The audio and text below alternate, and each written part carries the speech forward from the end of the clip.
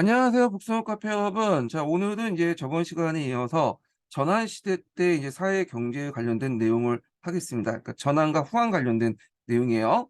그래서 이제 요 전환 시대 때 사회 경제 부분은 예전에 시험 문제에 좀 나오긴 했는데 좀 비중이 약간 떨어지는 부분이긴 하죠. 요 부분이요. 자, 요 부분은 한의중 내용보다는 주로 동계에 관련된 내용이 더 자세히 되어 있기 때문에 동계를 기본으로 해갖고 진행을 해볼게요. 자, 요거 이제 진행하기 전에 이 전환 시대 때, 그러니까 전환 초기 때 그 사회 구조를 이제 보면요. 자, 일단은 어 여기 군과 현이라는 군현제를 실시했죠. 그러니까 이제 한 무제를 기준으로 이제 얘기를 하는 거예요. 그래서 이 군현제를 실시할 때 여기는 관리를 파견했고요. 그리고 한 부제 때 이제 나중에 이제 주가 될 수 있는 주가 이제 그 주의 그 행정구역 감찰구역이죠. 그 당시 감찰구역이 이제 신설이 됐고 여기까지는 관리가 파견된 지역이에요.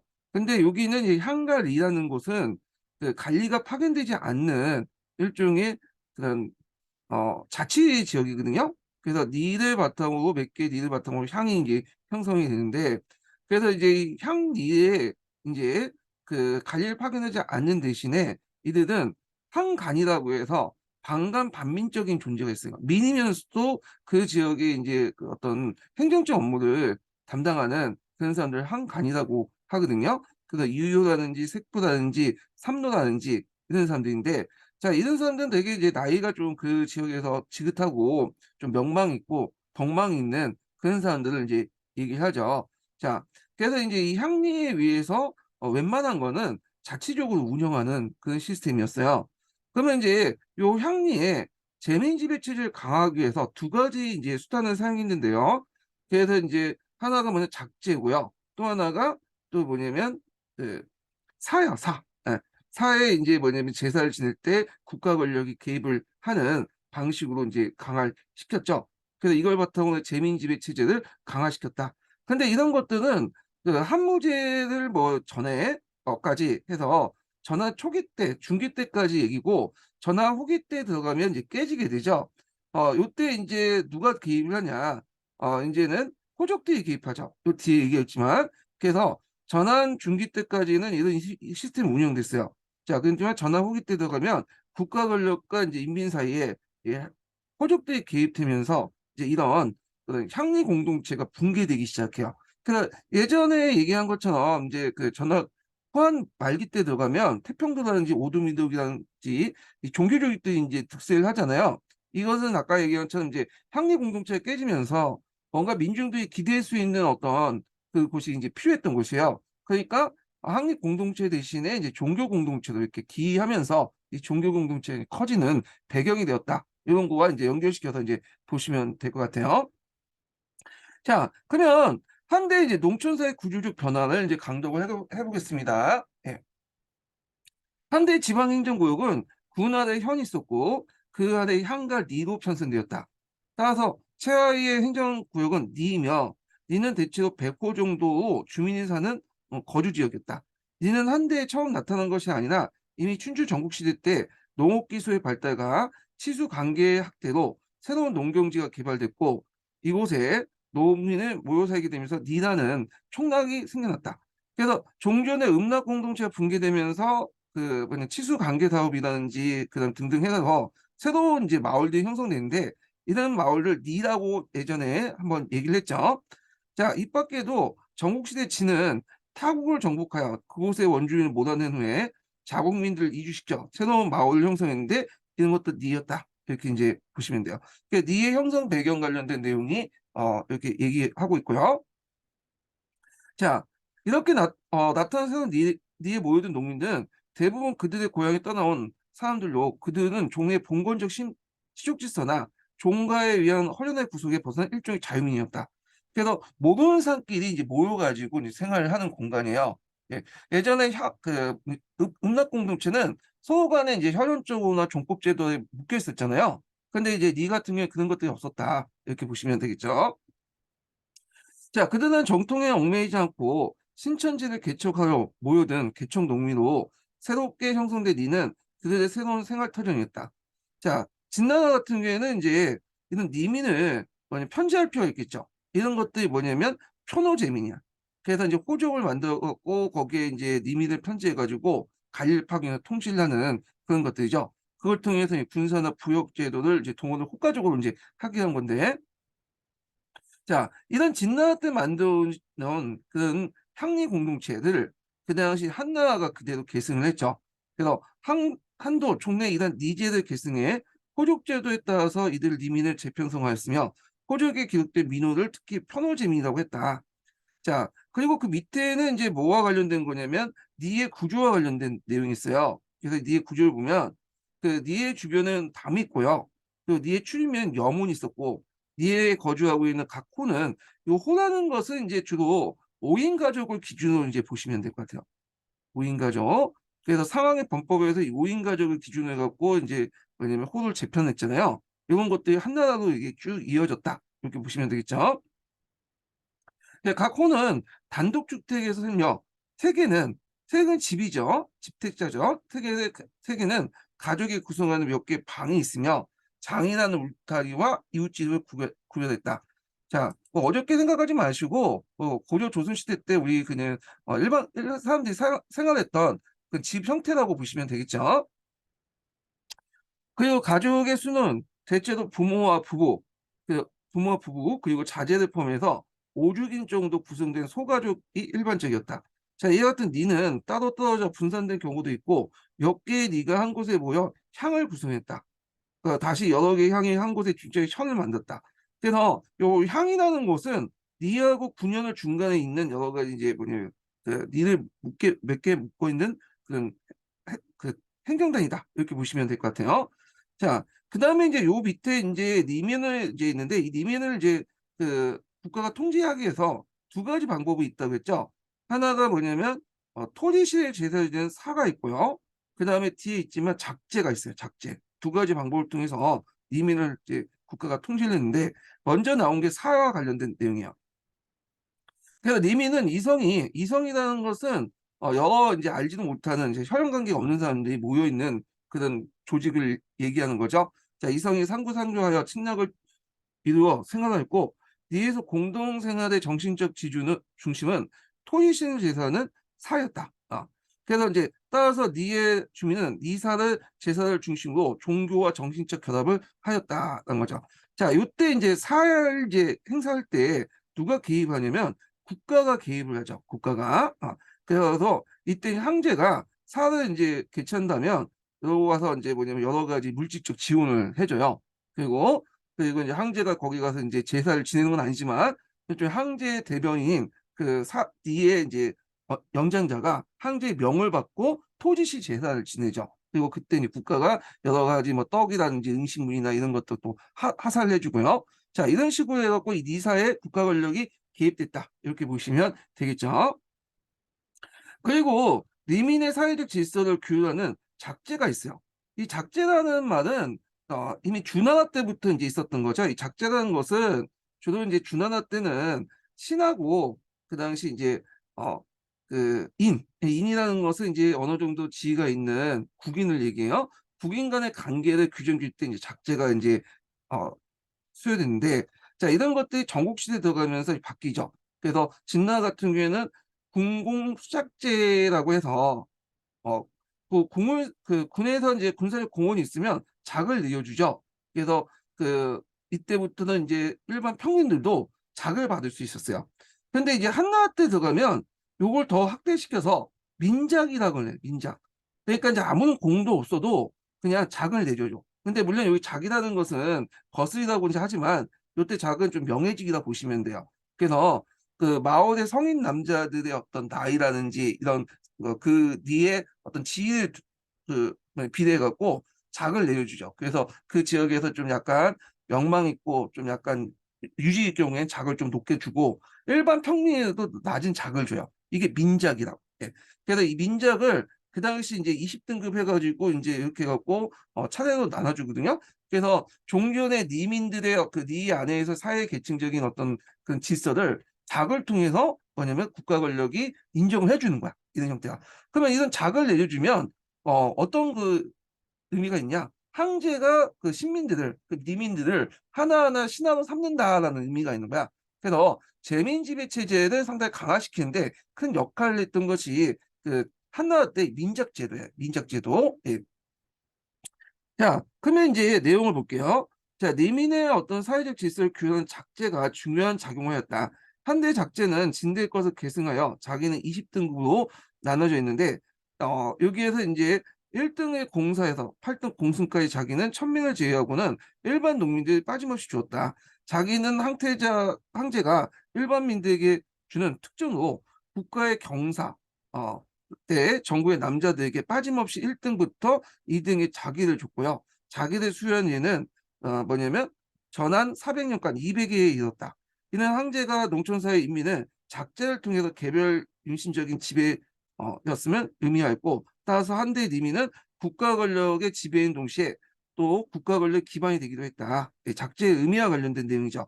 그리고 이제 앞에서 얘기한 그 니사 있죠. 예, 그래서 니에 서 있는 사와 요게 작제가 서로 결합이 돼요. 어 그래 갖고 보통 인제 작제를 내릴 때 항촌사에서 있는 어떤 이제 그 안에 서열을 바탕으로 내려준다고 했잖아요. 그래서 높은 작제를 받은 사람이 항제를 대변해서 리사, 요 마을의 토지신에 대해서 인제 제사를 지내고요. 그리고 남자에게는 작제를 내어주지만 여자에게는 뭘 주냐면, 여자에게는 이제 여러 가지 이제 곡식이라든지 술이라든지 이런 것들을 인제 쭉 내어줘. 그럼 여자들이 이 곡식과 술을 가지고 요 사를 제사를 지낸 다음에 같이 이제 둘러 먹는 거야. 예. 둘러서 마을 사람들이 와 가지고 여자들이 받은 이제 국가가 받던 곡식이나 술이나 떡 같은 것들을 나눠 먹는 그 형태가 되는 거죠. 그래서 이런 식으로 사와 작제를 통해서 뭐냐면 민중들을 지배했다. 물론 이제 이것도 그 주로 인제 전한 초와 주기 중기까지는 통했는데, 요런 관계가 인제 나중에는 전한 말기 때부터 깨지기 시작했죠. 예. 그래서 인제 이때 인제 호족들이 개입을 하면서 리제가 붕괴돼요. 그래서 이 리제가 붕괴되면서 인제 등장한 새로운 이제 형태가 뭐냐면, 그 삼국시대 때 초와 오라는 새로운 침략 조직의 형태 등장하죠. 이 초와 오라는 것은 호족 세력들을 중심으로 해서 만든 마을 침략 형태예요. 예. 그래서 후한 말기 때 등장했다고 보고 있거든요. 예. 그래서 인제 총과 오가 등장했다, 이렇게 보시면 될 것 같다. 이렇게 보시면 될 것 같고요. 자, 그다음에 인제 계속 또 읽어 볼게요. 자, 니의 하부 구조로 하여 그 윗단인 항은 그 공동체 의식과 자치적인 상호 협조 관계가 강했다. 항에는 향간이라는 게 있죠. 반간, 반민의 항간들이 있는데, 그 항간들 종류를 보면요. 향의 치안을 담당한 유효가 있고요. 그 조세를 징수하는 색부가 있고, 그리고 향민의 교화를 담당하는 삼노가 있죠. 그래서 이들은 항의 행정을 자치적으로 처리하게 됐다. 이 밖에도 이제 몇 개의 니를 묶어서 치안의 임무를 수행하기 위한 정이 있고, 그 정에는 정장이 두었다, 이렇게 있고요. 자, 이들은 모두 일관되게 이제 이끌어서 이제 한간이라고 인제 하였다. 한간은 향민의 그 추천을 받아 형과 군에서 임명하였으며 반간반민적인 성격을 갖고 있었다. 그러므로 조세의 할당과 징수, 요역의 부담은 물론이고 사소한 시비와 법률 소송 등을 모두 군연의 상급관청에서까지 올라가지 않고 향간의 책임 아래 처리되었다. 그래서 한대 지방제도는 이상적인 자치 조직을 하게 된 것은 이런 향간의 성격에 유대한 것이다, 이렇게 보시죠. 그래서 이 전환시대 때 이제 향리 공동체 모델로 해서 그 나중에 홍무제가 만들었던 조직이 이제 여러분들 알고 있는 이갑제라는 조직이죠. 이갑제는 이제 전환시대 때 어떤 향리 공동체를 모델로 해서 만든 조직이에요, 이게 이갑제가. 그래서 홍무제 자체가 그 사람들 농민 출신이잖아요. 그러니까 농민의 문제는 알아서 국가 권력의 간섭 없이 알아서 해라, 했던 것이 이갑제 인제 그 주요 내용인데, 그 역할 모델을 했던 것이 요 전환시대 때 향리 공동체였다, 이렇게 보시면 될 것 같아요. 자, 따라서 한제국은 독립된 자유농민은 국가가 직접 지배하는 이와 같은 향리사회의 기반으로 설립되었으나, 이는 음주시대 사회 기본 단위로 되었던 읍과 그 성격이 다르다. 읍이라는 것은 앞에서 얘기한 것처럼 현형 공동체 성격이 되게 강하죠. 그리고 인제 뭐냐면 그 준하 같은 경우에 종법 질서에 의해서 규제되는 그런 것들이 강하잖아요. 그런 것을 벗어났다는 거야. 그러나 전환의 후기에 이어서는 이런 니의 조직도 이제 붕괴되죠. 자연농민의 몰락과 대토지 사유제의 발달로 호족이 인제 개입이죠. 호족이 항해를 지배하면서 상부상조한 항해 자치적 공동체가 붕괴되고 그 대신에 호족이 지배하는 이제 호족 사회도 변질되면서 사회 구조가 갈라지게 되고요. 그리고 이제 니 대신에 후한 말기 때 들어가면 인제는 촌이나 오라는 새로운 뭐냐면 향촌 조직이 만들어지는데 요거는 이제 호족들이 장악하는 지역이에요, 요 부분은. 자 그래서 인제 이렇게 인제 좀 봤고요. 그다음에 인제 또 하나가 이제 농업 생산률 발전 관련된 내용인데 요거는 춘추 전국시대 때 인제 발전 내용을 좀 더 발전시켰다 이렇게 보시면 될 것 같아요. 예.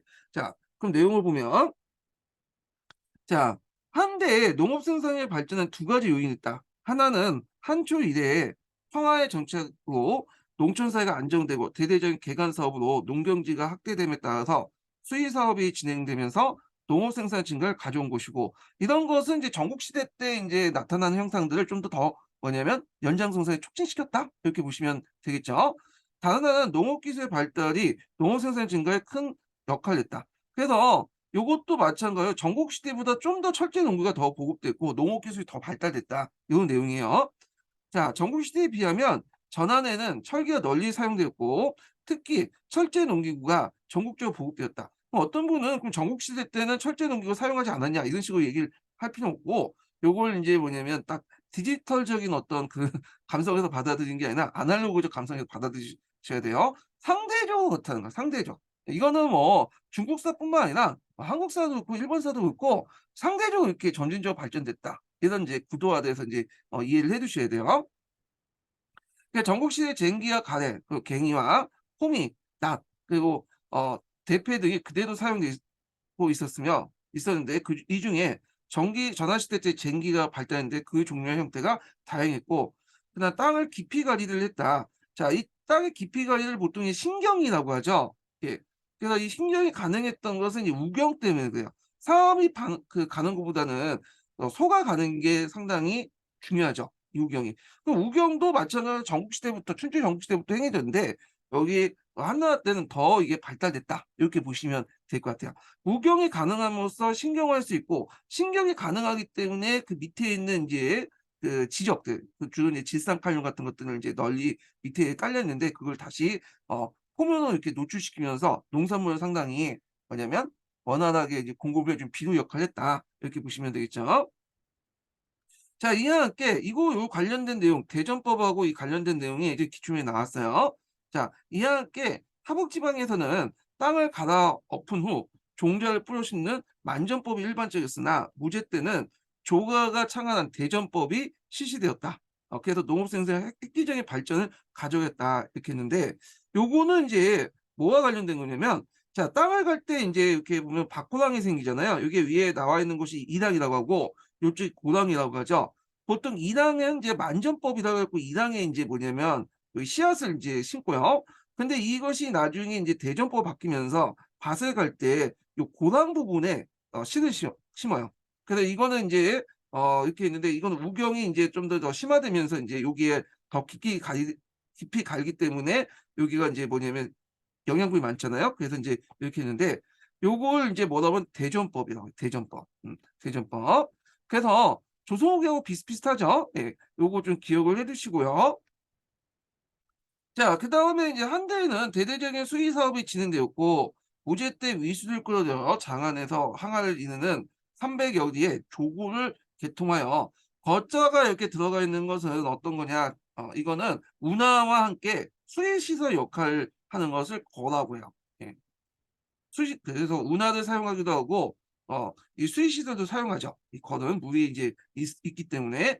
그래서 전국 시대부터 이 거라는 이제 수의 시설을 많이 또 만들었죠. 그래서 개통하여 토지 만여경을 관계를 하였고 백고와 육보고 그다음 용소고 등의 개통으로 항무지를 옥토로 바뀌었다. 자 이러한 항아의 치수는 하북 지방의 이제 농업 생산에 큰 진전을 가져왔다. 전환 시대에는 항아가 인제 여러 번 범람하여 피해를 컸으나 무제 때는 대대적인 보수 공사로 수해를 방지할 수 있었다. 이렇게 인제 보시면 될 것 같아요. 그래서 인제 그 당시 전환 초기 때는 상당히 인제 뭐냐 경제로 상당히 발달해서 여기 보시면 도시와 항촌의 창고에 곡식이 가득 찼고 정부의 중앙 창고 이걸 태창이라고 하는데 태창이라는 용어는 좀 기억을 해 두세요. 예. 거기 이제 사유에도 좀 약간 많이 나오는 부분이거든요. 하여튼 중앙에 있는 창고라고 보시면 돼요. 태창에도 곡식이 한 넘쳐 더 이상 쌓을 곳이 없어서 길가에 쌓아 놓음으로 부식할 정도로 식량이 남아두었다. 그래서 인제 요거는 인제 문경 시기 때 이제 상황이죠. 앞에서 이 문경의 지, 그래서 인제 항로소를 바탕으로 한 이런 그 치세 때 일어났다. 이렇게 보시면 될 것 같아요. 자, 한편 농산물 가운데 중요한 것은 오곡이었다. 오곡엔 직, 서, 맥, 마, 두인데 이 가운데 직이 인제 중요한 것이고 이 조예요, 조. 예. 그래서 중요한 작물이었다. 자, 그래서 인제 이런 것들이 인제 한데 직이 제가 말하는 직이 인제 조가 아니라 벼네요, 벼. 예. 벼인데 벼의 일종인 직과 콩, 거울, 작물로서 보리와 밀이 사용했다. 이렇게 좀 보시면 될 것 같고요. 이게 눈여겨볼 게 이제 콩인데 콩, 요 콩이 그 맥이라고 아니 두라고 하죠, 콩을. 아 콩두째인데 요게 인제 원래 이제 한반도하고 원산지가 만주 지역이에요. 이게 이제 중국으로 이제 항하 지역으로 인제 확대됐는데 요 콩 같은 경우는 여러분들 알다시피 인제 이게 단백질이 되게 풍부하잖아요. 식물성 단백질이 풍부하잖아요. 근데 중국이나 이제 우리나라, 일본 같은 경우에 콩을 많이 심어 가지고 여기에서 인제 단백질을 많이 보충을 했어요. 그러다 보니까 별도로 그 동물성 단백질 같은 것들을 인제 상대적으로 먹진 않았죠. 고기 같은 것들 잘 먹지 않았는데 자, 그래서 인제 유럽 같은 경우에는 이 콩 같은 것들이 없었기 때문에 주로 동물성 단백질 같은 걸 많이 섭취를 했잖아요. 이런 것들이 좀 약간 식문화하고 연결돼 있는 것 같아요, 요게. 중요한 건 아니에요. 자, 그다음에 이제 상공의 발달과 도시의 번영을 이제 보겠습니다. 요것도 뭐 볼 볼이 없어요. 여기 보면 그냥 춘추 전국시대 때 생활을 좀 더 발전시켰다. 요 정도야. 그 연장선상에서 이제 보시면 되는데 요게 인제 내용 보면 제철 기술 관련된 것들이 발달돼서 그 당시 그 농업 기술, 농업 철기구 같은 것도 있죠. 농업 기계류 농기계라든지 이런 가재 도구들이 많이 인제 만들어졌고 그다음 화폐 주조라든지 뭐 장신구들이 많이 사용했다. 이런 내용이고요. 두 번째 단락 같은 경우에는 수공업이 발달됐다. 요런 내용이에요. 그래서 이게 좀 보시면 되고 그때 만들어진 이제 중국의 비단이 서역과 유럽에서 널리 알려져 있으며 이건 전환 시대부터였다. 이런 내용이에요. 자, 그리고 그 밑에 보면 이제 뭐 수공업 관련된 내용이 있는데 한번 쭉 읽어 보세요. 예. 쭉 넘어가고요. 그다음에 인제 여기 보면 이 농업과 수공의 발달은 또 자연히 상업의 신장과 함께 화폐 경제와 도시 발달을 촉진시켰다. 예. 그래서 전환 초기에는 중로 억상 정책으로 상업 및 상인대 국가를 탄압을 받았으나 문제 때 조조의 상세에서 볼 수 있듯이 억상 정책은 별 성과가 없었어요. 예. 오히려 상업 활동을 촉진하면서 상인대 세력이 크게 신장했는데 이 조조의 상서 관련된 내용은 지난 시대 때 제가 이제 예전에 좀 책에서 언급했던 책 있죠. 중국의 역사 2권에 보면 이 조조와 관련된 그 당시 조조의 어떤 상소 내용이 나와요. 그래서 그 당시 빈부의 격차가 커지고 양극화가 심했다. 그래서 그 당시 상인들이 성장해서 땅을 막 사들인다. 이런 내용들이 나와. 근데 이때부터 이제 호족들이 이제 조금씩 좀 등장을 하게 된 거야. 예. 자, 그다음에 한대 상품 같은 것들이 쭉 나와 있는데 한번 쭉쭉 보시면 될 것 같고요. 그리고 인제 상공의 발전은 자연히 도시를 발달하겠다. 그래서 한대 도시는 춘추 전국시대의 도시가 그대로 이어져 그 규모가 커졌다. 그래서 수도 장안은 그 거대한 정치 군사 도시였고 동시에 상업 도시로 번창했고요.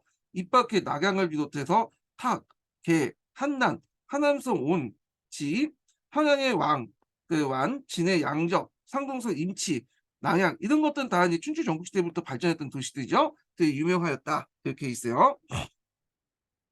자, 그다음에 한대 이제 그 조세대의 구조적 특징을 볼게요. 자, 요거 넘어가기 전에 이제 좀 먼저 설명 좀 하고 넘어갈게요. 자, 이 한대 조세제도의 이제 구조 특징을 보면 세 가지 특징을 볼 수가 있는데요.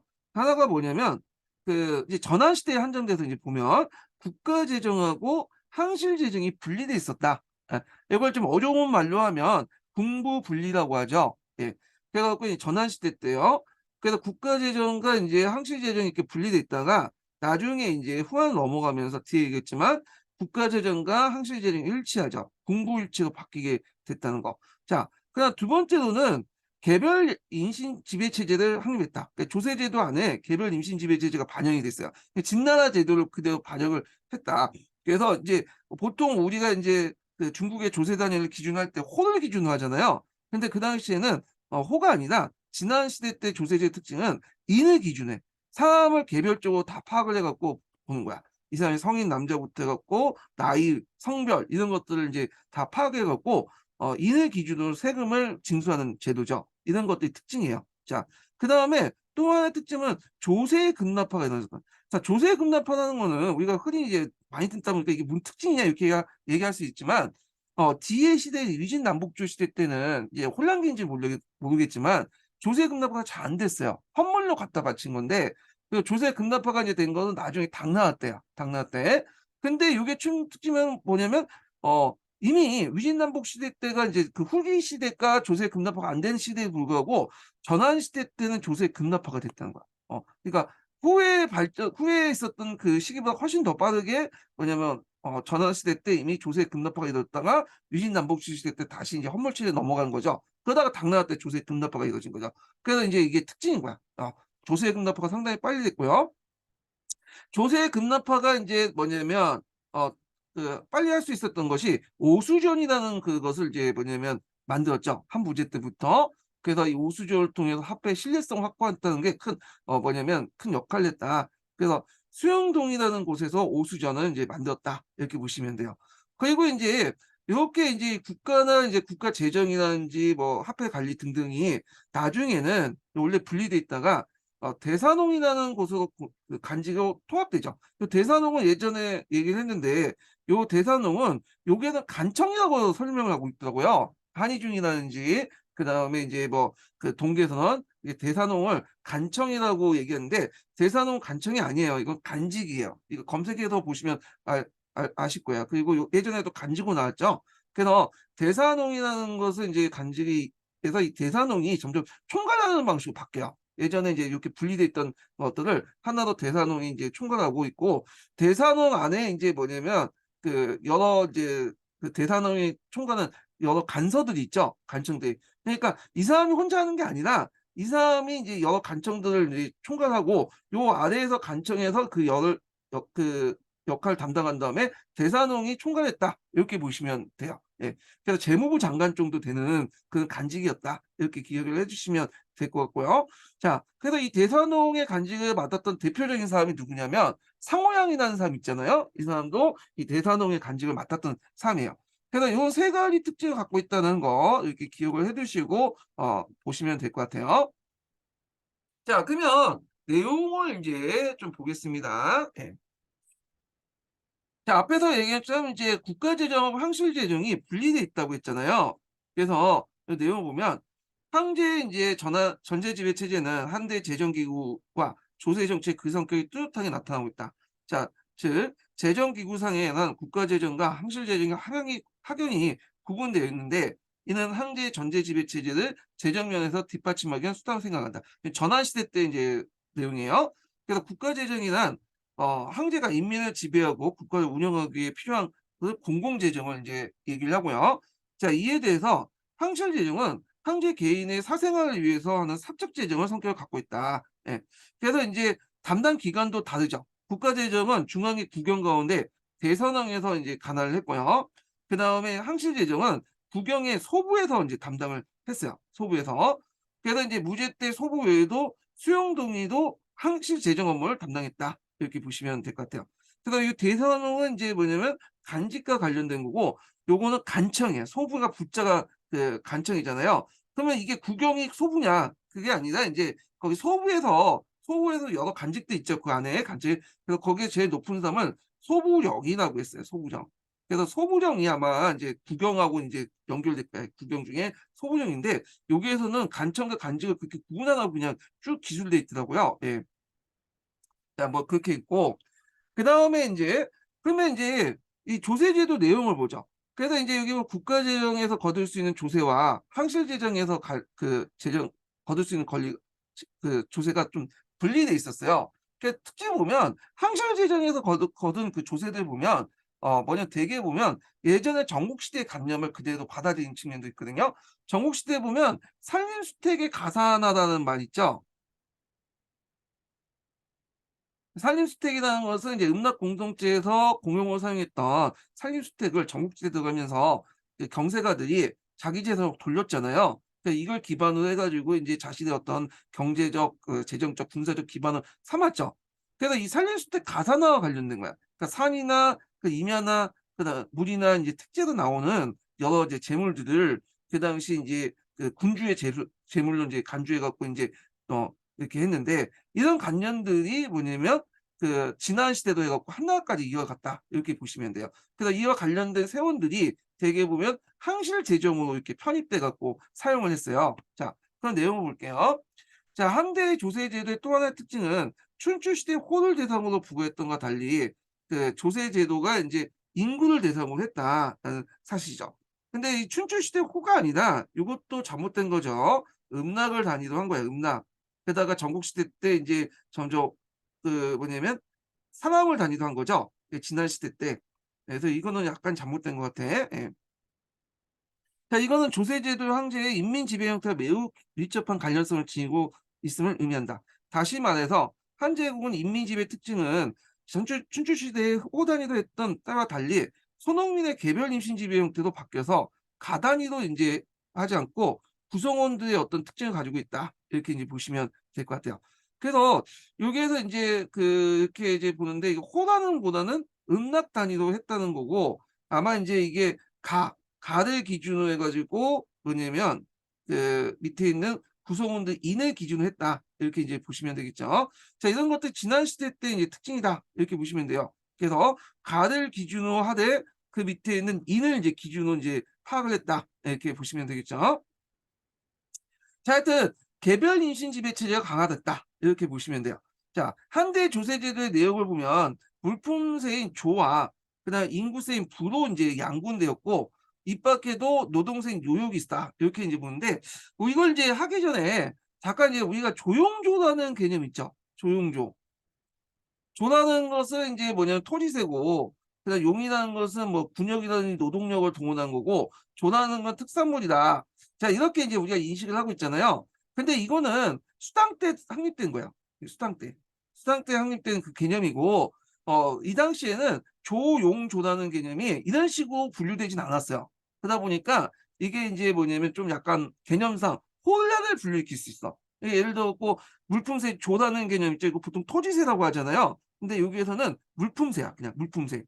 근데 인구세를 부라고 했어. 그러니까 우리가 생각하는 조용조 개념이 확립되기 이전의 그런 상태이기 때문에 요거는 좀 다뤄 인제 우리 이 조용조라는 개념을 통해서 인제 이해하시면 안 돼요. 그냥 그걸 이제 그대로 받아들이시면 될 것 같아요.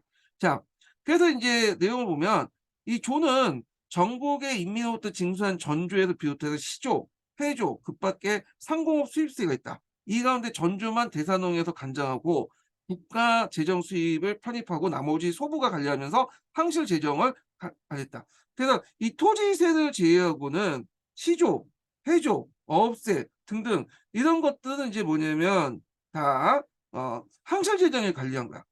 왜 그러냐면 앞에서 산림주택 가산화 관련된 내용 있잖아요. 산림주택에서 나온 재원들은 바탕으로 한 거는 다 항실 재정이다, 이런 개념이야. 예. 그래서 상업세 같은 경우에도 산림주택에서 나온 것들을 이제 갖다 팔잖아요. 그런 개념에서 이제 그렇게 받아들이는 것 같아요, 얘네들이. 자, 그래서 인제 이렇게 있고요. 그다음에 인제 부인데, 부는 인구세죠. 인두세라고 보시면 돼요.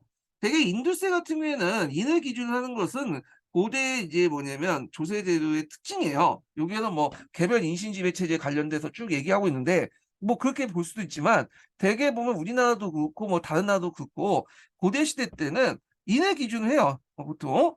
그래서 이것이 이제 발전되면 이제 토지를 기준으로 바뀌죠, 이게. 이거는 어 세계 보편적인 경향인데, 자, 하여튼 인구세로서 성인 남녀에게 부과하는 3부가 있고요.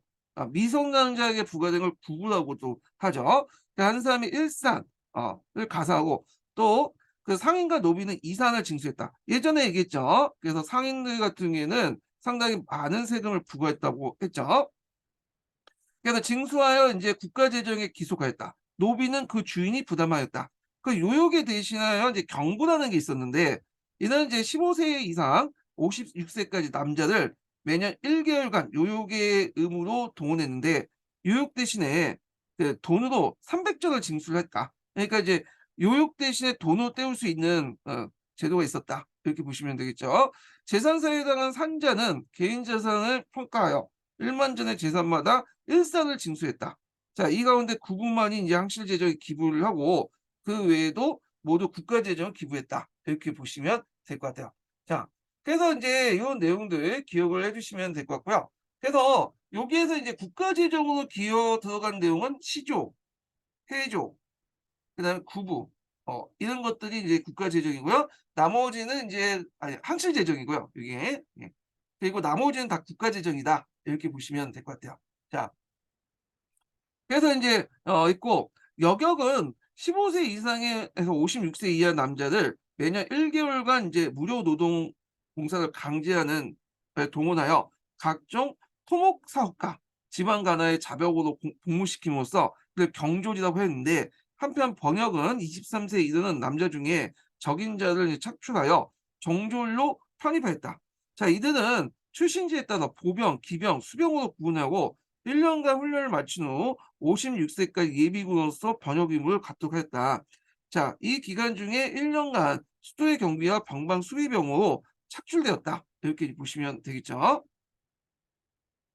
자, 한대의 그 조세는 무제 때 고비로에 크게 달라지고 있다. 이는 무제의 대토목 산업과 빈번한 대의 원종으로 국가 재정이 고갈되자 이를 보충하기 위해서 뭐냐 조세 제도를 바꾼 데 그 원인이 있다. 이렇게 있고요. 자, 무제는 새로운 재원을 확보하기 위해서 여러 가지 잡세를 신설하고 소금, 철, 전매제도와 평균법, 군수법에 의해 산업과 국가 통제를 실시했다.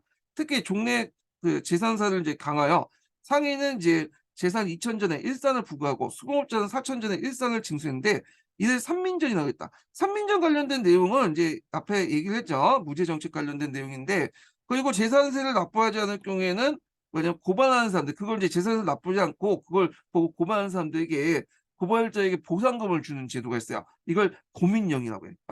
그래서 이런 것도 있는데 무제 때 이러한 추가된 재산세 징수에는 상당한 강제성을 띠고 있다. 그 예로 재산을 은닉하여 신고하지 않는 자는 1 년간 병방수비로 강제 동원하고 그 재산을 몰수했다. 또한 위법자를 고발할 경우에는 그 고발된 액수의 반을 고발자에게 보상금을 주는데 이런 법령을 고민령이라고 했다. 이렇게 있죠. 그래서 삼민령, 고민령 관련된 내용을 이제 보시면 되고요. 자, 그래서 인제 이런 내용도 있고 이 고민령 관련된 내용이 그 밑에 이제 좀 더 보충 설명을 하고 있죠. 각자 읽어 보시고요. 자, 그다음 다음 넘어가서 그다음에 한대는 국가 재정이 못지않게 대규모 항실 재정이 독립적으로 운영되는데 이걸 담당했던 건 소부다. 그래서 인제 소부에 들어오는 수입은 산림 한천, 호혜를 기반으로 한 자연물상에 가해진 조세와 앞에서 얘기한 것처럼 이 시조, 회조 이런 것들은 산림주택이 가상화되면서 인제 그 당시 예전 전국시대부터 군주들이 걸었던 이제 징수 조세잖아요. 자, 도시와 상인대에 부과된 시조가 기본이다. 자, 이는 자연에서 나오는 모든 물산은 천자의 소유물이라는 관념에서 항시 수입에 기속시키는 것이다. 그다음에 한편 무제 원정 2년 네. 수용 동의를 인제 설치하면서 지금까지 소부에 소속됐던 합회 주주가친 산림상간을 수용 동의에 예속시키고 산림상간만이 합회로 주주할 수 있다고 했다. 이렇게 있죠. 그래서 요 수용 동의라는 그 간지 밑에 간청 밑에 산림상간을 뒀는데 요 간청이라고 돼 있는데 요거는 좀 틀린 거야. 요거는 제가 이제 이걸 조사를 해서 이게 산림상간은 산림원이라는 간청이 있어요, 산림원. 산림원은 이제 항실에 이제 임야나 이런 것들을 관리하는 간청은 이제 산림원이라는데 산림원에 예속된 간직이 있어요. 이게 산림원에 예속된 간직을 3 개의 간직을 산림상간이라고 해요. 그래서 이 산림상간이 뭐냐면 주로 수용동이 밑에 예속되면서 뭘 만드냐 합회를 주주화했었어요. 그러니까 아마 그 합회를 주주할 때 여러 가지 이제 굴이나 이런 것들 녹여야 하니까 여러 가지 이제 목재 같은 거 필요하잖아요. 그러니까 산림원 목재를 떼다가 요 산림상간들이 이걸 제조를 했는 것 같아. 예. 그래 갖고 요 관련된 내용인데 요게 간청이라고 좀 잘못돼 있더라고요. 수용동의는 간청은 맞는데 요 산림상간은 수용동의에 그 밑에 있는 간직이에요, 간직. 예. 그래서 제가 인제 자료를 좀 잠깐 조사를 했는데 예. 여기 보면 여기 이제 동양 고전 번역 지원 센터를 보니까 산림상간에 대해서 있어요. 여기 보시면 알겠지만 간직으로 돼 있죠. 간직. 예, 이거 간직이에요. 예. 그래서 있고 요 관련된 내용들을 좀 약간 이제 보면요. 여기 이제 자세한 설명이 어 지난 시대 때 여기 내용이 있는데 여기 볼게요. 자, 화폐제도 관련된 내용이 있는데 뭐 우리가 다 읽을 필요 없고 오수정과 관련된 내용만 읽어볼게요. 지난 시대 때 243페이지에 있는 내용 보면 자 여기 있는데 자 중앙관청하여금 화폐 주권을 독점하도록 했다. 한무제 때부터죠. 즉 수용동의에 소속된 산림상관, 산림원에 소속된 세 개 간직을 얘기하는데 이 간직을 가지고 있는 사람이 뭐 3명이 있는 게 아니라 여러 사람이 간직을 갖고 있어요. 그래갖고 하여튼 거기 있는데 이 간직을 갖고 있는 사람들이 오수준을 이제 처음 주저하기 시작했다. 그래서 수용동의는 아마 2년 전에 신설된 간청으로 소부와 함께 제실 재정을 관장하고 있었는데 설립과 함께 소부에 소속되는 산림원이 이곳으로 이제 이관이 됐고요. 이거 산림원 밑에 이제 그 뭐냐면 동전을 주재했던 산림상관. 그러니까 이제 군수, 종간, 변동이나 상관이 있어. 이건 간직이에요. 다. 그래서 이 군수를 담당하는 사람도 있고 종간도 한 9명 있고 변동도 뭐 여러 명 있어. 이런 관리자들을 이제 그 간직을 산림상관이라고 해요. 자, 이후 이제 수용동에 소속된 걸 보인다. 그리고 상관 중 군수는 이 군수를 맡은 군수관이라는 간직이 있어요. 그래서 원료나 동강을 운반하고 종간은 저도 이제 주조, 변동은 원료 선방을 다 담당했다. 그래서 이런 세간의 이제 간직을 갖고 있는 사람들이 이제 그 역할을 했다. 이렇게 보시면 되겠죠. 자, 이 산림상관의 주조 사업의 독점과 함께 종래 지방의 군군에서 행해지고 있는 화폐 주유가 모두 금지됐고 산림상관 이외에는 그 주조대 화폐 역시 유통이 금지됐다.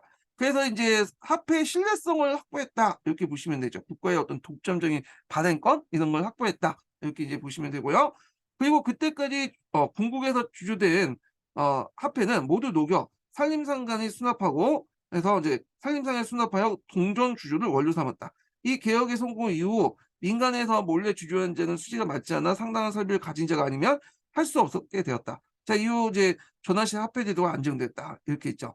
그래서 위에서 지적한 것은 수용동의는 소부와 함께 제실자정을 간청이었다. 뭐 이렇게 내용을 보시면 될 것 같아요. 그래서 소부와 함께 항실재정을 간장하는 그 간청은 여기 수용동이었다.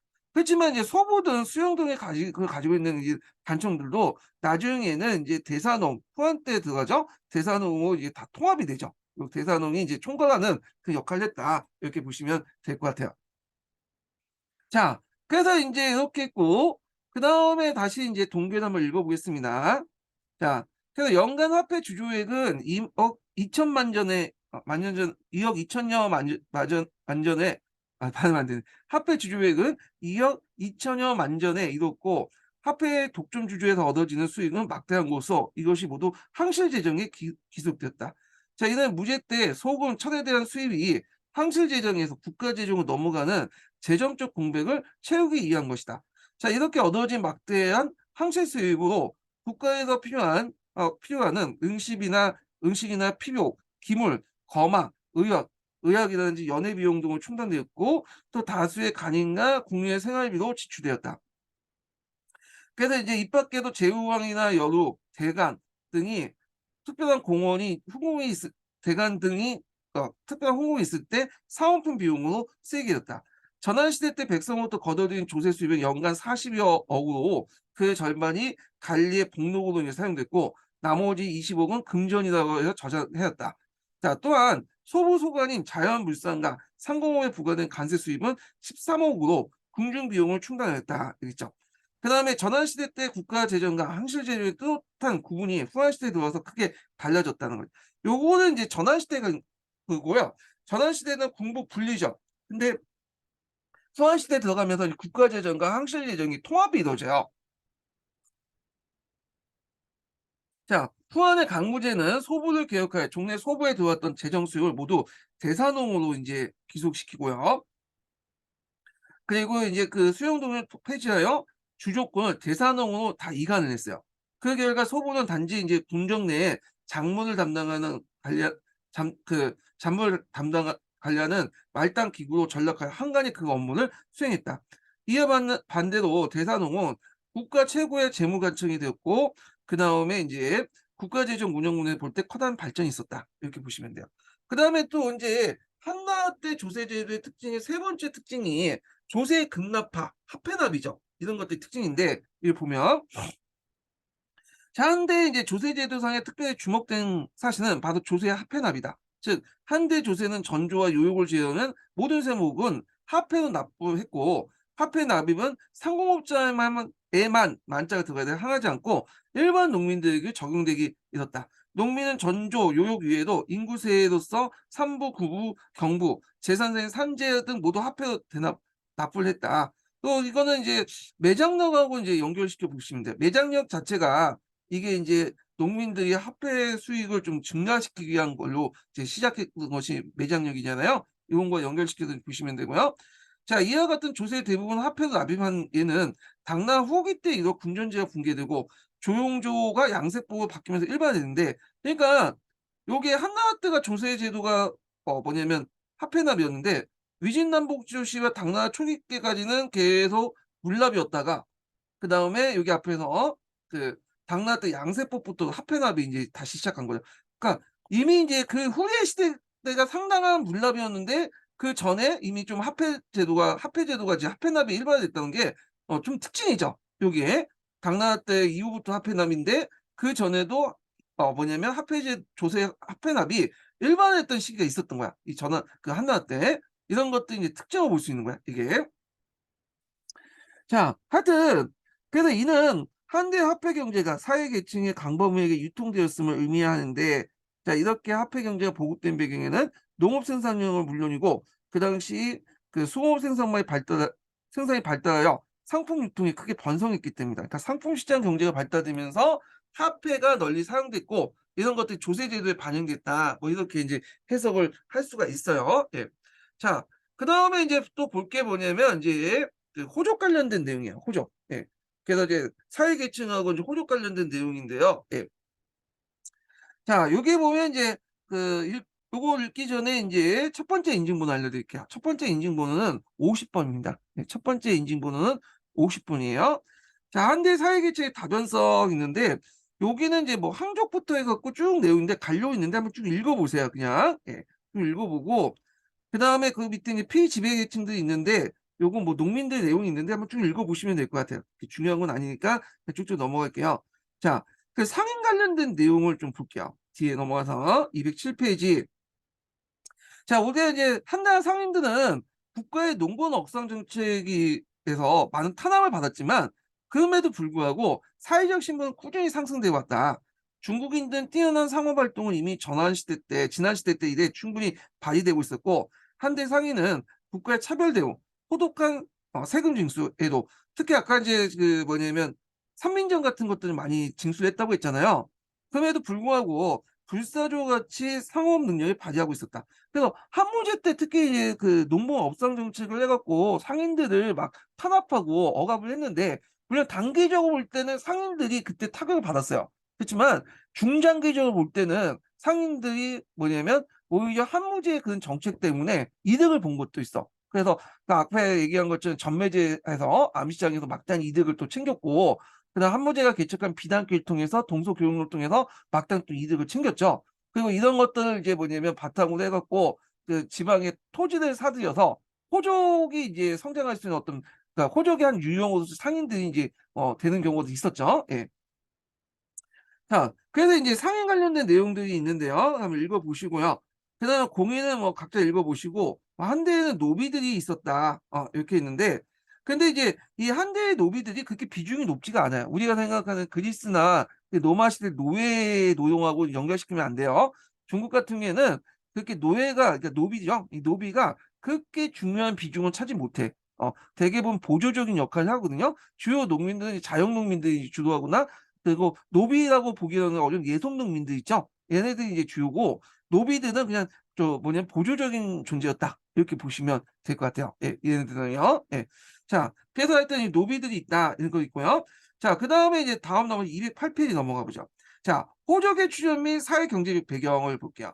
자, 요거 예전에 기출문에 나왔던 거예요. 이 94년도에 보면 이 호적들이 어떻게 선장했는가 관련된 그 객관식 기출문제 있거든요. 호족들이 갑자기 나타난 게 아니라 전환이 조금씩 나타나기 시작한 거야. 네. 그래서 이제 보면 전환 중기 때부터 위진남북조 시대 때까지 조금씩 이제 등장을 하기 시작했다. 이렇게 보시면 돼요. 호족이라는 것은 지방을 바탕으로 지방에 인제 뭐냐면 토지라는 노비를 바탕으로 성장한 계층들이고요.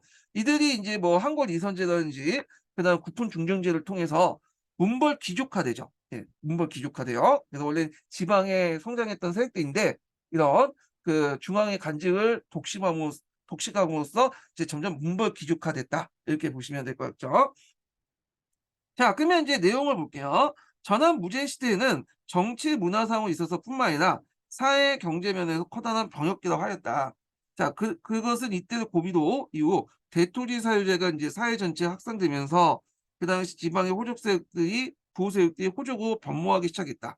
전환도 건국 초기에 진과 같이 억상 정책으로 상인들 철저히 억압했다. 그러나 이러한 억상 정책과 달리 무제 시대에는 앞에 나열했지만 억상 정책으로 단기적으로 타격을 받았지만 중장기적으로 올 때는 오히려 이들이 뭐냐 막대한 부를 축적할 수 있는 배경이 되었죠. 자, 그 내용들이 쭉 나오는데 그래서 무제 시대 때는 내 상업 환경이 크게 개선됐던 시기다. 먼저 장건의 서역 여행 이후 서방과의 교통이 열렸고 농업과 공업 생산이 비약적으로 발전을 배경으로 상인의 활동 무대가 국내뿐만 아니라 외국에 미치고 규모 또한 확대되었다. 그 외에 이제 무제 때 오수전의 주류로 상업 활동이 필요한 법정화폐 시중도가 확립되면서 상업과 교육이 효과적으로 진행되었으며 여기에 얻어진 이익으로 상인과 부민이 일부 큰 재산을 모을 수 있는 상업투기가 완성되었다.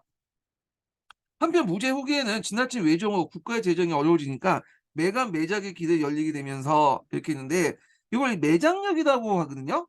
보통 이제 매장력이라는 것은 그 예전에 한번 시험 문제 나왔죠. 이거 관련돼서 문제 때부터 인제 시작됐어요. 조조의 건의를 받고 인제 문제가 시작됐는데 문제 때만 아니라 계속 확대돼.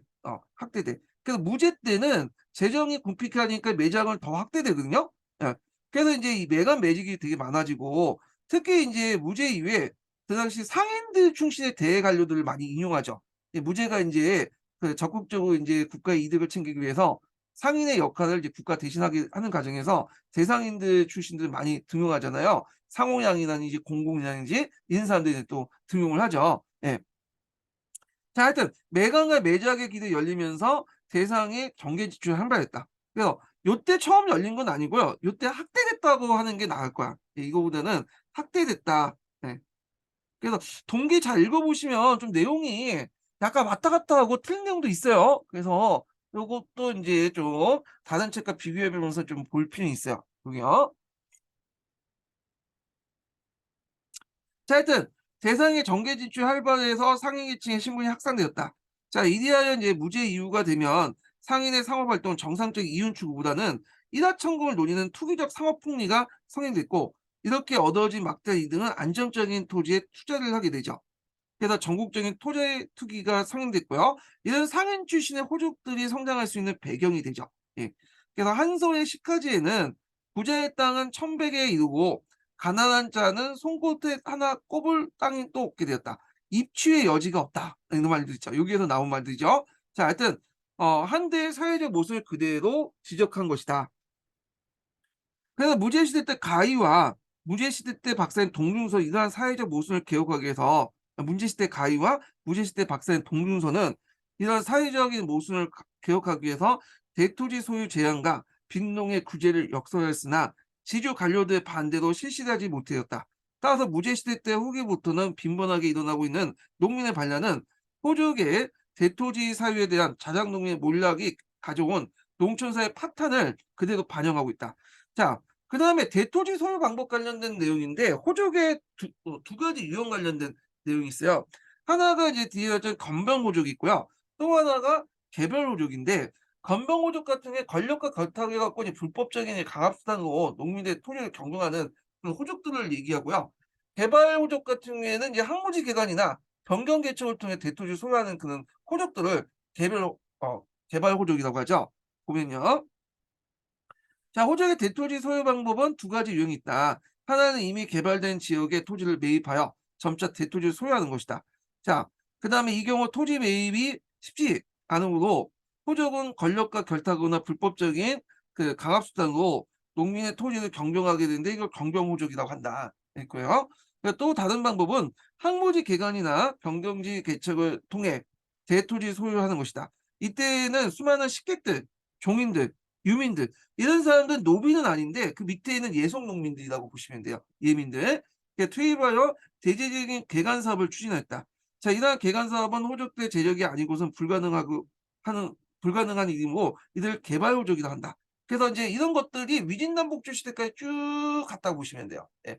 그리고 요게 이제 호족의 이제 사회 구성해 갖고 뭐 종족부터 해서 영호, 이때 객, 뭐 문생, 고리, 부국 이런 것들이 이제 쭉 있는데 요 관련된 내용은 이제 위진남북조 시대 때 이제 그 사회 부분에 설명을 하고 있더라고요. 요게. 자, 그때 이제 읽어보기도 하고. 그다음에 전환 초부터 해 갖고 인제 쪼금씩 이제 그 자연농민들이 이제 점점 몰락을 하기 시작하죠. 예. 그러다가 중국이 넘어가면 이제 호족들에 의해서 인제 완전히 밑에 예속화되는 그 형태가 있는데 요런 것들이 인제 있는 것이 이제 그 내용들인데 그냥 각자 읽어 보세요. 예. 그래서 인제 이건 건너뛰고 자 그다음에 이제 호족의 등장과 황제 지배체제 약화를 볼게요. 자 전환 중기 넘어가면서 이 호족들이 인제 국가와 예전에 민의 관계에 개입을 해. 그래서 예전에는 이층적 지배 구조였는데 얘네들이 여기 딱 개입을 해 버리죠. 여기 호족들이. 그러면서 전환 중기 넘어가면서 호족들을 위한 개입되면 삼층적 지배 형태가 등장을 해요. 그래서 이제 이 호족들이 전환 중기부터 인제 민을 지배하는 형태로 인제 들어가면서 국가와 민이 직접 지배하는 개별 임시인적 지배 체제가 이게 끊기게 되거든요. 예. 그래서 그 내용들 인제 볼게요. 한대 호족의 등장은 대토지 사유지와 불가분 관계가 갖는다. 호족들에 의한 대토지 사유는 이미 전국시대의 사유재산제와 토지의 자유매매가 인정되면서 진행되었던 것이 지난 와서는 그대로 계속되었다. 자, 무제시대 이후 호족의 대토지 사유가 더욱 극심해지자 이에 대한 대책이 빈번하게 되고 있다. 특히 동중서는 토지 사유의 제한을 주장하고 있었으나 실행되지 못하였다. 그 예제 때 한전법이 발표됐으나 외척과 한간을 비롯해 보호대 반대로 시행되지 못했다고 했죠. 자, 이 한전법은 그다음에 발표만 했어. 계획만 했지 실시하지 못했던 거죠. 토지를 제한하는 그런 법이죠.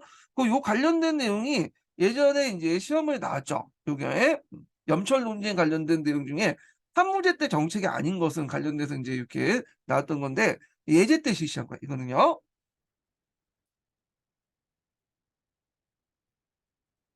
자, 그 밑에 보면 인제 전환시대 때 호족 때 대토지 소유 관련된 내용이 있고 그다음에 후한초 때 인제 남양호종 범중이라는 사람이 그 당시 대토지를 인제 개간을 했다. 노예를 사육해서. 근데 요 관련된 지문들이 예전에 기출에 나왔던 거죠. 예. 자, 하여튼 요렇게 있고 이들은 또 인제 범준 같은 사람은 뭐 수백만 전에 고리대금을 하면서 막대한 이득을 챙기고 그의 아들 번강은 시대에도 일족과 친속을 거느리고 방법을 쌓아서 외부의 침입을 자력으로 방어하는 그래서 무력을 가시하기도 했다. 뭐 이런 내용들. 자, 그다음에 이제 호족들에 이제 관련된 내용도 있고요. 그다음에 넘어가서 이제 두 번째 단락을 좀 볼게요. 자, 호적의 대토리는 그들의 직계 가족이나 종족만으로 운영되긴 곤란했기 때문에 몰락농민, 유민들, 유랑민들, 범죄자, 빈민들을 흡수 동원하여 간작하였는데 이들 정객, 객코, 하오나 불렸다는 거죠. 자, 이런 정객, 객코, 하오는 우리가 생각하는 노비라는 개념보다는 신분은 그러니까 법제적 신분은 이제 뭐냐면 자유민이지만 경제 사회적 신분으로서 예속돼 있던 예속민이라고 보시면 돼요. 이들은. 자, 이들 가운데 자기 땅을 약간 소유하고 호족의 토지를 빌리는 경우와 호족의 땅만 소작하는 두 가지 경우가 있다. 그래서 소작료를 이제 수확의 반을 지불하거나 심할 경우에는 3분의 2까지 착취당하게 됐다. 자, 호족의 땅을 경작하는 하오. 하오는 노비가 아니라 예속민이에요. 하오들은 이 하오란 말은 어디에서 좀 많이 들었죠? 예. 하오는 삼국지 위지동 이전에 하오라는 말이 나오잖아요. 그러니까 아마 제 생각에는 이제 우리가 그 당시 위지동 이전 당시에 인제 뭐 삼한시대 하오라는 계층이 그렇게 불렸던 게 아니라 그 당시 그 위진남북조 시대 때 하오라는 계층, 중국의 하오 계층을 보니까 그러니까 중국의 그 위진남북조 시대 때 하오라는 계층이 있었고 그리고 얘들이 입장을 볼 때는 그 당시 위진남북조 시대 때 그 삼국지 위지동기전 그때 그 사만사에서 보니까 하오하고 비슷한 인간들이 많다는 거야. 그래서 그냥 하오하고 그냥 붙인 것 같아. 중국 애들이. 제 생각인데. 자, 하여튼 이 하오들은 토지 물론이고 농기구와 씨앗 등 일체의 호적으로부터 대여받았으므로 이들은 소작지 주변에 집단적으로 거주하면서 되게 니간이나 이제 촌이나 오라는 이제 집단적 거주지가 있었죠. 이 집단적으로 이제 거주하면서 호족의 감시를 받게 되었다. 따라서 하오의 생활은 호족의 통제를 받으면서 예속민화되었다. 그런데 이제 호족의 인적 구성에서 혈연을 기반으로 한 종족의 긴밀하게 친속 관계가 있었고 이런 일종의 계획과 같은 이명적 관계로 있다. 이명적 관계라는 것은 이제 뭐냐면 물질적 수수 관계에 관련된 내용이에요.